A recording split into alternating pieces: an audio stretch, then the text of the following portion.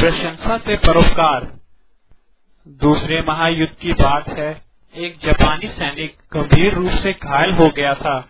काफी रक्त बह चुका था। ऐसा लग रहा था वह कुछ ही क्षणों का मेहमान है। एक भारतीय सैनिक की मानवता जागी। शत्रु है तो क्या, मरते हुए को पानी देना मानवता के नाते धर्म है। मृत्यु के आखिरी क्षणों में शत्रुता कैसी।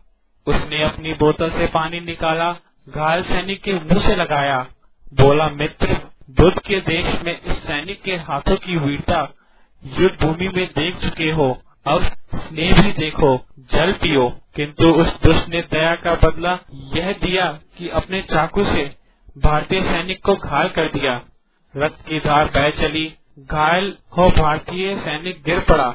दोनों ही सैनिकों को भारतीय अस्पताल पहुंचाया गया।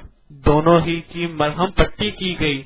धीरे धीरे दोनों ही ठीक हो गए। ठीक होने पर भारतीय सैनिक जापानी सैनिक से मिलने चला गया। उसकी कुशलक्षेम पूछी और फिर चाय का प्याला दिया।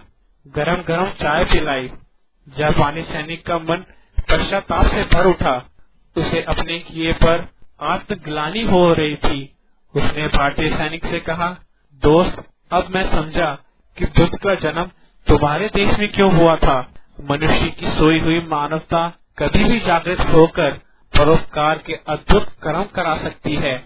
वह कार्य जो मनुष्य किसी भी सांसारिक लोभ के वश में होकर नहीं करता, अंतरात्मा के देवी प्रभाव में एकाएक कर बैठता है। अंदर की अंतरात्मा जाग कर उसे परोपकार के शुभ कार्य की ओर तीव्रता से प्रेरित करती है।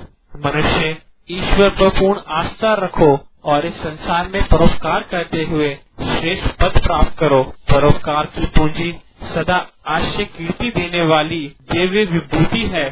परोपकारी इस लोक में प्रसन्न रहता है और मरने के बाद भी सदा याद किया जाता है।